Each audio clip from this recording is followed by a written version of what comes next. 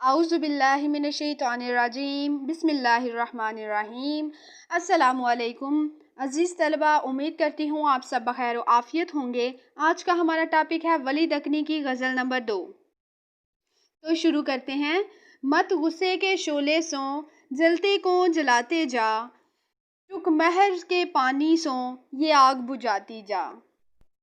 اب اس شعر میں دیکھیں کہ جیسے سو مطلب سے، یہاں پر ہے کو کا مطلب ہے کو، جلتے کو مطلب جو پہلے سے ہی جل رہا ہے، ٹک یعنی ذرا تھوڑی دیر کے لیے، مہر یعنی مہربانی محبت۔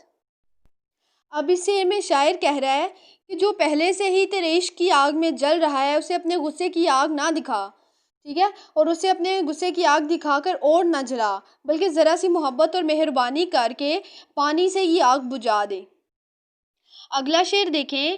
تجھ چال کی قیمت سوں دل نہیں ہے میرا واقف، اے مان بھری چنچل ٹک بھاؤ بتاتی جا۔ اب اس شعر میں دیکھیں چنچل کا مطلب ہے شوق، ٹھیک ہے، اور بھاؤ، یہاں پر بھاؤ کا مطلب ہے ناز و نخرہ کرنا، ٹھیک ہے، یعنی کہ انداز خرام، یعنی ایسا انداز جو چلنے کی ادا جو ہوتی ہے اس کو کہتے ہیں۔ اب اس شعر میں شاعر کہہ رہا ہے کہ تیری چال کی حقیقت اور قدر و قیمت سے میرا دل آگاہ نہیں ہے، شوق مان بھری ذرا چل کر اپنے انداز رفتار تو دکھا۔ اگلا شعر دیکھیں۔ اس رات اندھاری میں مت بھول پڑوں تجھ سوں، ٹک پاؤں کے جھانجھے کی جھنکار سناتی جا۔ رات اندھاری مطلب تاریک رات، ٹھیک ہے، اور جھانجھا بولتے ہیں پائل کو، جھنکار جو ہوتی ہے وہ پائل کی آواز کو کہتے ہیں۔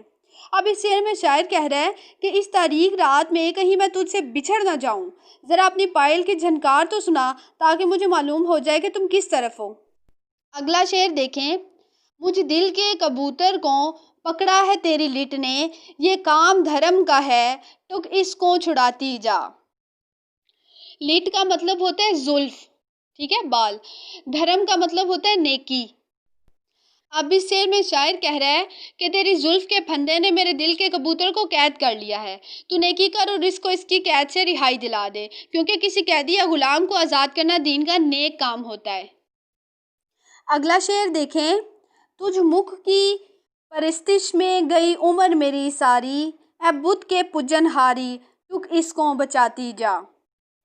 مکھ کا مطلب ہوتا ہے چہرہ، اور پرستش کرنا پوجا کرنا، پوجنہاری یعنی پوجا کرنے والا جو ہوتا ہے اسے کہتے ہیں پوجنہاری۔ اب اس شعر میں شاعر کہہ رہا ہے کہ تیرے چہرے کی پوجا کرتے کرتے میری ساری زندگی گزر گئی ہے، اے اپنے بت کی پوجا کروانے والے، کبھی تو روبرو بھی ہو، کبھی میرے سامنے بھی آ، میں تیرے چہرے کے سامنے تیرے چہرے کی پوجا کروں۔ اگلا شعر دیکھیں۔ تجھ عشق میں جل جل کر سب تن کو کیا کاجل، یہ روشنی افزا ہے اکھیاں کو لگاتی جا۔ کاجل کرنا یعنی کالا کرنا، ٹھیک ہے، سرما بن جانا۔ روشنی افزا یعنی روشنی میں اضافہ ہونا یا کرنا۔ اب اس شعر میں شاعر کہہ رہا ہے کہ اے محبوب، میں نے تیرے عشق کی آگ میں جل جل کر اپنے تن کو خاکستر کر ڈالا ہے، ٹھیک ہے، اور میرا وجود جو ہے وہ سرما بن گیا ہوا ہے، اور اگر تو میرے بدن کے سرمے کو اپنی آنکھوں سے لگائے تو یہ تیری آنکھوں کی روشنی کے لیے بہت فائدہ مند ہوگا۔ اگلا شعر دیکھیں۔ تجھ نیہ میں دل جل جل جوگی کی لیا صورت، یک بار اے موہن چھاتی سوں لگاتی جا۔ نیہ کا مطلب ہے پیار، محبت، عشق وغیرہ، ٹھیک ہے، موہن کا مطلب ہے موہ لینا، اپنا بنا لینا، اور چھاتی مطلب سینے سے لگانا۔ اب اس شعر میں شاعر کہہ رہا ہے کہ تجھ سے دل لگا کر میرا دل ایسا جلا کہ میں نے دنیا کو تیاگ کر کے جوگی بن گیا، اور لیکن نا جوگی کی بھی ایک منزل ہوتی ہے جس مقصد کے لیے وہ جوگ کر رہا ہوتا ہے اور وہ پورا بھی ہو جاتا ہے۔ تو نے تو میرا دل موہ لیا اور پھر اسے بلا دیا، کبھی ایسے جلتے سینے کو دل سے لگا اور میری پیاس بجھا دے۔ اگلا شعر دیکھیں۔ تجھ گھر کی طرف سندر آتا ہے ولی دائم، مشتاق درس کا ہے ٹک درس دکھاتی جا۔ سندر مطلب خوبصورت، حسین چیز، دائم یعنی ہمیشہ یا سدا، مشتاق یعنی طلبگار، خواہش مند، درس یعنی درشن، دیدار کرنا، ٹھیک ہے. ایک درس ہوتا ہے، ایک درس ہوتا ہے یعنی سبق پڑھانا، لیکچر دینا، ٹھیک ہے. یہاں پر ہے درس، اس کا مطلب ہے درشن یا دیدار کی. اب اس شعر میں شاعر کہہ رہا ہے کہ تیرا ولی ہمیشہ تیرے گھر کی طرف آتا ہے اور تیری گلی کے چکر لگاتا ہے. اے حسین محبوب، یہ تیرا عاشق صرف تیرے دیدار کا طلبگار ہے. کبھی ذرا درشن دے کہ خواہش دیدار پوری ہو جائے. جی تو طلبہ، آج کا ہمارا ٹاپک تھا ولی دکنی کی غزل نمبر 2، جس کے میں نے مشکل الفاظ کے معنی بتائے ہیں اور ترجمہ بھی کیا ہے.